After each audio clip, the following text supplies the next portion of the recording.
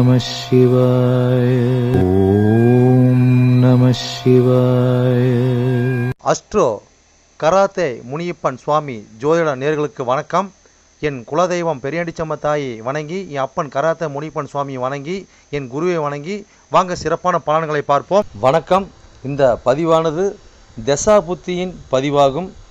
தசா புத்தி உங்கள் ஜனனகால ஜாதகத்தில் எந்தெந்த இடத்தில் இருக்கிறார் என்ற முன்னுரையை பார்த்துவிட்டு பதிவுக்கு செல்வோம். உங்கள் ஜனனகால ஜாதகத்தில் வரும் தசா புத்தி நாதர்கள் எந்தெந்த நிலையில் இருக்கிறார்கள் என்ற பட்டியல் விவரம்தான் இது. விவரத்தை பார்த்துவிட்டு பதிவுக்குள் செல்லுவோம். உங்களுடைய ஜனனகால ஜாதகத்தில் தசாபுத்தி நாதர்கள் 1-5-9 திரிகோண சாணத்தில் இல்லை 1-5 திரிகோண சாணத்தை அதிபதியோடும் சேர்க்கை பார்வை நட்சத்திர சாரத்தில் பயணிப்பது, அல்லது 1-4-7-10 கேந்திர சாணத்தில் சேர்க்கை பார்வை அந்த அதிபதியோட நட்சத்திர சாரத்தில் பயணிப்பது, அல்லது 2-5-8-10-11 பணபர சாணத்தில் இருப்பது, இல்லை பணபர அதிபதியோட நட்சத்திர சாரத்தில் இருப்பது சேர்க்கையில் இருப்பது, அல்லது 3-6-10-11 உபயஜய சாணத்தில் இருப்பது, இல்லை உபயஜய சாணத்தில் கிரகத்தின் நட்சத்திர சாரம் பார்வை சேர்க்கையில் இருப்பது, அல்லது 3-6-9-12 அபோகலியம் சாணத்தில் இருப்பது, அல்லது அந்த அபோகலி சார அதிபதியோடு இணைஞ்சிருப்பது சேர்க்கை பார்வையோடு இருப்பது, அல்லது சரலக்கணமாகிய மேசம் கடகம் துலம் மகரம் ஆகிய 2-7 மாரகஸ்தானத்தில் இருப்பது, அல்லது சிரம் லக்கணமான ரிஷபம் சிம்மம் விருச்சகம் கும்பம் ஆகிய 3-8 மாரகஸ்தானத்தில் இருப்பது, அல்லது பார்வை சேர்க்கையில் இருப்பது, அல்லது உபய லக்கணமான மிதனம் கன்னி தனுசு மிதனம் ஆகிய லக்கணத்துக்கு 2-7-11 மாரகஸ்தானத்தில் இருப்பது, அந்த அதிபதியோடு இருப்பது பார்வையில் இருப்பது நட்சத்திர சாரத்தில் இருப்பது, அல்லது நீச்சம் உச்சம் ஆட்சி பெற்றிருக்கிறார்களா, அல்லது சூரியனிடம் அஸ்தங்கதம் பெற்றிருக்கிறார்களா, பரிவர்த்தனை அல்லது வர்க்கோத்தமம் அல்லது நீச்ச பங்கம் அல்லது திக்பலம் அல்லது புஷ்கரமாம்சம் அல்லது கெட்டிடும் ராஜயோகம் பெற்றிருக்கிறார்களா, அல்லது நட்பு வீட்டில் உள்ளார்களா அல்லது பகை வீட்டில் உள்ளார்களா, அதே சமயம் கிரகம் சுபகிரகம் சேர்க்கையில் பார்வையில் இருக்கிறார்களா, அல்லது அசுப கிரகம் சேர்க்கை பார்வையில் இருக்கிறார்களா, இல்லை அவர்கள் நட்சத்திர தொடர்பில் இருக்கிறார்களா என்று பார்க்கணும். அதுபோலவே அடுத்தது பார்த்திங்கன்னா 3-6-8-12 வீட்டு மறைவு சாணத்தில் இருக்கிறார்களா, அல்லது 3-6-8-12 வீட்டு அதிபதி சேர்க்கை பார்வை அவர்களின் நட்சத்திரம் தொடர்பில் இருக்கிறார்களா என்று இதுபோல பல சூட்சமங்களை உங்கள் ஜனனகால ஜாதகத்தை கொண்டு தான் ஒரு துல்லியமான பலனை நம்ம சொல்ல முடியும். ஆனால் நாம் எடுத்திருப்பதோ இது ஒரு பொது பலனாகும். இந்த பொது பலனே பார்த்திங்கன்னா உங்களுக்கு ஒரு 100%க்கு ஒரு 60% உங்களுக்கு கண்டிப்பாக ஒத்து போகும். சிறப்பாக இந்த பதிவை பாருங்கள்.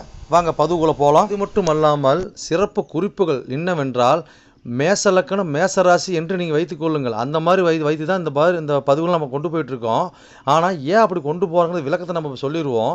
ஆனால் இப்போ பார்த்திங்கன்னா மேச லக்கணமாக இருந்து வேறு எந்த ராசி இருக்க பட்சத்தில் உங்களுக்கு இதில் குறிப்பிடப்பட்ட தசா புத்தி உங்களுக்கு நடக்குமானால் லக்கண பாவக ரீதியாக, அதாவது நீங்கள் வேறு எந்த ராசி இருக்க பட்சத்தில் நீங்கள் ஒரு மேச ராசி இருக்கிறீங்க, இல்லை ரிஷப ராசி இருக்கிறீங்க, இல்லை மிதன ராசி இருக்கிற இந்த மாதிரி எத்தனை லக்கணமாக, அதாவது மேச லக்கணமாக ரிஷப லக்கணமாக மிதன லக்கணமாக கடக லக்கணமாக சிம்ம லக்கணமாக இப்படி எந்த லக்கணம் இருக்க பட்சத்தில் வேறு எந்த ராசி இருக்க பட்சத்தில் உங்களுக்கு இந்த தசாபுத்தி நடக்குமானால் லக்கண பாவக ரீதியாக அந்த பலன் நீங்கள் அப்படியே பார்த்து அப்படியே பலனை தெரிஞ்சுக்கலாம். அது மட்டும் அல்லாமல் இது பலன் பார்த்தீங்கன்னாக்கா அதாவது நட்சத்திர சாரத்தின் அடிப்படையாக கொண்டது தான் இந்த பதிவாகும். ஓகேங்களா? அப்போ நட்சத்திர சாரத்தை அடிப்படையாக கொண்டு தான் ஒவ்வொருத்தருக்கும் ஜனனகால ஜாதகத்தில் நம்ம பலனை பார்க்குறோம். அப்போ நட்சத்திர சாரத்தை அடிப்படையாக கொண்டு பாவக ரீதியாக கொண்டு தான் பார்த்து பலனை நம்ம மக்கள் கொடுத்துட்ருக்குறோம். அப்போ அந்த மாதிரி கொடுக்கும்போது பார்த்தீங்கன்னாக்கா இந்த பலன் என்னவா இருக்குன்னு கேட்டிங்கனாக்கா, அப்போ நட்சத்திர சாரத்தை அடிப்படையாக கொடுக்கும்போது பாவக ரீதியாக கொடுக்கும்போது பார்த்தீங்கன்னா அதாவது பொது பலன் ரீதியாக பார்க்கும்போது என்றென்றும் இது அழியாத பதிவாக இருக்கும் நான் நம்புகிறேன். ஓகேங்களா? அப்போ நீங்கள் எப்பயுமே இந்த பதிவுகள் எடுத்து பார்க்கும்போது பார்த்தீங்கன்னா எந்த ஒரு காலத்திலும் எடுத்து பார்க்கும்போது உங்களுக்கு பொதுவான பலனாக பார்க்கும்போது 100% உங்களுக்கு அப்படியே அந்த பலன் இருக்கும். ஓகேங்களா? மேற்கொண்டது மீதி பார்த்தீங்கன்னா உங்களுக்கு ஜனனகால ஜாதகத்தை கொண்டு எடுத்து பார்க்கும்போது பார்த்தீங்கன்னாக்கா எந்தெந்த இது அமைப்பில் எந்தெந்த வகையில் இருக்குது எந்தெந்த அமைப்பில் இருக்குதுன்னு பட்சத்தில் மீதி பலனை பார்ப்போம். ஆனால் இது என்ன தான் நம்ம அந்த அமைப்புகளை பார்த்தாலுமே நம்மளுக்கு பார்த்தீங்கன்னா எப்படி தான் பார்த்தாலும் ஓரளவுக்கு, அதாவது ஒரு 50% ரெண்டாவது உங்களுக்கு நட்சத்திர சார்ந்த அடிப்படையில் இந்த பாவக ரீதியாக பார்க்கும் பொழுது இந்த பலன் 100% சிறப்பாக இருக்குன்னு என்று நம்பி வாங்க பதிவுக்குள்ளே போவோம். விருச்சக லக்கணம் விருச்சக ராசி நேர்களே, உங்களுக்கு சனி திசையில் புதன் புத்தியா என்ற பதிவு தான் இது. இந்த பதிவானது உங்கள் லக்கணத்திலிருந்து எண்ணி வர 4ஆம் பாகமான 4ஆம் ராசியான கும்பராசியின் பதிவாகும். இந்த கும்பராசிக்கு என்ன நட்சத்திரம் இருக்குது, அந்த நட்சத்திர வாயிலாக உங்களுக்கு புத்திநாதனாகிய புதன் பகவான் எப்படி பயணித்து எப்படி உங்களுக்கு பலன் அளிக்க போகிறாங்க அந்த பதிவாகும்.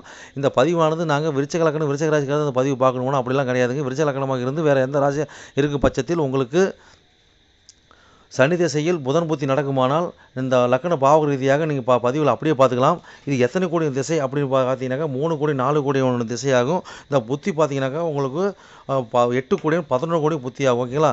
அப்போ கால அளவு நீங்கள் கேட்டிங்கனாக்கா சனி திசையோட கால அளவு பார்த்தீங்கன்னா 19 ஆண்டுகாலம் செயல்பட்டு இருக்கும். ஓகேங்களா? அப்போ சனி திசையில் புதன் புத்தி அப்போ எத்தனை ஆண்டு காலம் செயல்பட்டு இருக்குனாக்கா 2 வருடமும் 8 மாதம் 9 நாட்கள் வரை செயல்பட்டு இருக்கும். ஓகேங்களா? இப்போ உங்கள் லக்கத்திலிருந்து எண்ணி வர 4ஆம் பாகம் 4ஆம் ராசியான கும்பராசி என்ன நட்சத்திரம் பார்த்துடலாங்க. அப்போ என்ன நட்சத்திரம் அங்கே இருக்குங்க, அங்கே பார்த்தீங்கன்னா உங்களுக்கு அவிட்டம் 3ஆம் பாதம் 4ஆம் பாதம் இருக்கும், சதயம் 1 2 3 4 பாதம் இருக்கும். அதுக்கப்புறம் பார்த்தீங்கன்னா போராட்டாதி 1ஆம் பாதம் 2ஆம் பாதம் 3ஆம் பாதம் வரை இருக்கும். ஓகேங்களா? மொத்தம் 9 பாதம். இப்போ உங்களுக்கு அவிட்டம் சாரத்தில் உங்களுடைய புத்திநாதனாகி புதன் பகவான் அந்த இடத்துல பயணித்து என்ன பலன் ஆகி பார்ப்போம். ஓகேங்களா? இப்போ வந்து 4 சம்மந்தப்படுறாங்க. ஓகேங்களா? அப்போ 4 சம்மந்தப்பட்டு 1 6 சம்மந்தப்பட்டு 8 11 சம்மந்தப்படுறாங்க. அப்போ இந்த மாதிரி காலகட்டங்களில் பார்த்தீங்கன்னாக்கா நாம் வீட்டுக்கு லோன் போடுறோம், வீட்டுக்கு கடன் வாங்குகிறோம் அப்படிங்கிற ஒரு பாயிண்ட்டை கட்டாயம் நம்ம வந்து இந்த காலகட்டங்களில் ஏற்படுங்க. ஓகேங்களா? ஆல்ரெடி பார்த்தீங்கன்னாக்கா நம்ம ஏற்கனவே அந்த மாதிரி கடனை வாங்கியிருப்போம். அந்த புத்தி வரதுக்கு முன்னே கடனை வாங்க வச்சுருங்க. ஓகேங்களா? அப்போ இந்த மாதிரி காலகட்டங்களில் நம்மளுக்கு உயர் கல்விக்காக நம்ம கடன் வாங்குறது, அப்போ இடம் விட்டு இடம் மாற்றுறது, இந்த மாதிரி அமைப்பு ஏற்படுத்தி கொடுக்கும். அப்போ வீடு ஆர்டர்ஸ் பண்ணுறது, வீடு கட்டுறது, வீடு கட்ட வாங்குறது, வண்டி வாங்கினது மேலே கடன் வாங்குறது, வீட்டு மேலே கடன் வாங்குறது, இல்லை வீடு புதுசாக கட்டுறதுக்கு கடன் வாங்குறது. ஓகேங்களா? இந்த மாதிரி ஆல்ரெடி பார்த்தீங்கன்னா ஒருத்தர் வீடு பார்த்தீங்கன்னா ஒரு அடமானத்தில் இருக்கும், ஒரு சிலர் கோர்ட்டு பிரச்சனை நடந்துகிட்டு இருக்கும். இந்த மாதிரி மாற்றி ஒரு பிரச்சனை ஏற்படுத்தி கொடுத்துட்டு இருப்பாங்க. ஓகேங்களா? அப்போ வந்து இது எந்த ஒரு பிரச்சனையும் இல்லாமல் நடக்குமானா ஏதோ ஒரு காரணத்தை தொட்டே தான் தீரணுங்க. அப்போ படிப்பு விஷயமா இருந்தால் ஊர் டு ஊர், அப்போ அது கடன் வாங்கி தான் பயணிச்சாகணும். ஓகேங்களா? அப்போ இந்த மாதிரி பயணிச்சாகணும். அப்போ பார்த்தீங்கன்னாக்கா ஒரு தொழில் பண்ணுறோமா, அப்போ கடன் வாங்கி போட்டு தொழில் பண்ணி ஆகணும். ஓகேங்களா? அப்போ அது மூலம் லாபத்தை பெறுறது. ஓகேங்களா? அப்போ இந்த மாதிரி காலகட்டங்களில் நாம் மூத்த சகோதரிகளுக்கு பார்த்தீங்கன்னாக்கா நம்ம உதவி பண்ணுறது, அதாவது நண்பர்களுக்கு உதவி பண்ணுறது, இந்த மாதிரிலாம் பார்த்தீங்கன்னாக்கா எல்லாமே நம்மளுக்கு கொடுத்தல் வாங்குறது பார்த்தீங்கன்னாக்கா நல்ல முறை இருந்தாலும் பார்த்தீங்கன்னாக்கா கொஞ்சம் உஷார்களும் கொஞ்சம் சூதானமும் தேவைங்க. ஓகேங்களா? இருந்து பயணிச்சு சிறப்புன்னு வாழ்வீங்க. சரி, இன்னும் எவ்வளோ சொல்லலாங்க. அடுத்த சாரத்துக்கு போகலாம். அடுத்தது பார்த்தீங்கன்னா என்ன சாரம் இருக்குதுங்க, அங்கே சதயம் சாரம் இருக்குது இல்லைங்களா, ராகுவோட சாரம். அப்போ இந்த 4 சம்மந்தப்படுதுங்க. அப்போ 4 சம்மந்தப்பட்டு ராகு சம்மந்தப்பட்டு அப்போ 8 11 சம்மந்தப்படுறாங்க. ஓகேங்களா? அப்போ இந்த மாதிரி காலகட்டங்களில் பார்த்தீங்கன்னாக்கா நம்மளுக்கு கட்டாயமாக ஒரு வீடு வண்டி வாகனம் இதெல்லாம் பார்த்தீங்கன்னாக்கா நம்மளுக்கு ஒரு கிடைக்குமான்னு கேட்டிங்கனாக்கா நம்மளுக்கு கிடைக்குங்க. ஆனால் அத்தனையும் பார்த்தீங்கன்னா உஷாராக இருக்கணுங்க. ஓகேங்களா? அப்போ பழைய வண்டி வாங்கினீங்கன்னாக்கா கட்டாயமாக திருட்டு வண்டியாக தான் வாய்ப்பு இருக்குதுங்க. அப்போ அதெல்லாம் விசாரித்து பார்த்து வாங்கணும். ஆர்சி புக் எப்படி இருக்குது என்ன இதெல்லாம் விசாரித்து பார்த்து வாங்கும்போது பார்த்தீங்கன்னாக்கா ஒரு செயல்பாடோடு இருக்கும். அப்போ வீடு ஆர்டர்ஸ் பண்ணுறதுக்கு கொண்டு ஆள் விட்றோம்னாக்கா அந்த ஆள் எப்படிப்பட்ட ஆளுங்களை பார்த்து சோதனை ஓடணும். ஓகேங்களா? இல்லை நம்மளுக்கு உண்டான ஒரு நஷ்டேடு நம்ம ஏதோ ஒரு சம்திங் நம்ம திருட்டு போகிறதுக்கு உண்டான வாய்ப்பு அது திருட அந்த காலகட்டங்களில் பார்த்தீங்கன்னா திருட தான் நம்ம வேலைக்கு நம்ம மட்டும் வருவோம். ஓகேங்களா? அப்புறம் நம்ம தொழில் பண்ணுற அமைப்பில் இருந்தாலும் சரி, எந்த ஒரு அமைப்பிலும் சரி நாம உஷாராக சூதனம் வரும்போது நல்லது. ஓகேங்களா? அப்போ இந்த மாதிரி காலகட்டங்களில் நம்ம பின்னாடிருந்து எதிரி குத்துறது, பின்னி சூனி ஏவல் வைக்கிறது. ஓகேங்களா? அப்போ நாம் வந்து நம்மளோட வளர்ச்சிக்காக ஒருத்தர் மாதிரி பொறாமப்பட்டு நாம் ஒருத்தர் பின்னி சூனி ஏவல் பண்ணுறது, இந்த மாதிரி ஒரு அமைப்புன்னு ஏற்படுத்தி கொடுத்துருங்க. இந்த மாதிரி காலகட்டங்களில் பார்த்தீங்கன்னாக்கா வீண் அவமானம் அவப்பேர்கள் வருங்க. ஓகேங்களா?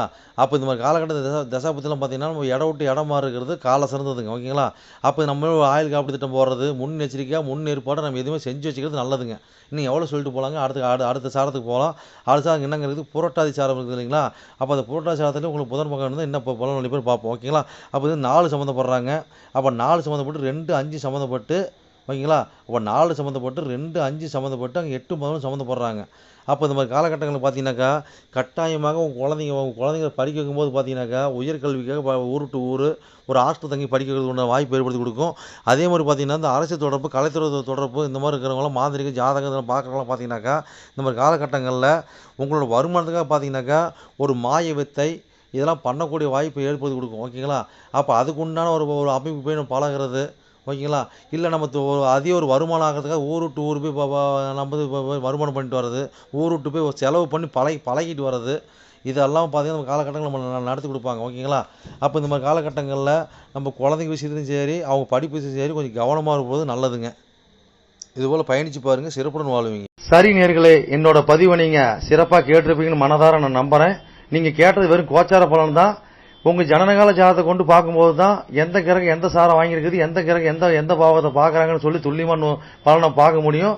நீங்கள் துல்லியமான பலன் நீங்கள் பார்க்கணுனாக்க என்னோட வாட்ஸ்அப் நம்பர் கீழே ஓடிட்டு இருக்குதுங்க. நீங்கள் வாட்ஸ்அப் நம்பர் மூலியமாக என்னோட ஜாதகத்தை நீங்கள் அனுப்பி நீங்கள் என் மூலியமாக துல்லியமான பலனை நீங்கள் அறிஞ்சிக்கலாம். அதே மாதிரி பார்த்தீங்கன்னாக்கா பல பேர் நான் நேரில் வந்து அணுகுறாங்க. அதுவும் பார்த்தீங்கன்னா நம்ம இருப்பிடம் பார்த்தீங்கன்னாக்கா நம்ம இருக்கிற ஒரு ஆலயத்தில் இருக்கிறாங்க. சொந்தமாக ஆலயம் வச்சு நடத்திட்டு இருக்கிறோம். வீரசக்தி நாகம்மா திருக்கோயில்னு சொல்லி நடத்திட்டு மற்றும் கராத்தே மூலியமாக சொல்லி நடத்திட்டு இருக்கிறோம்.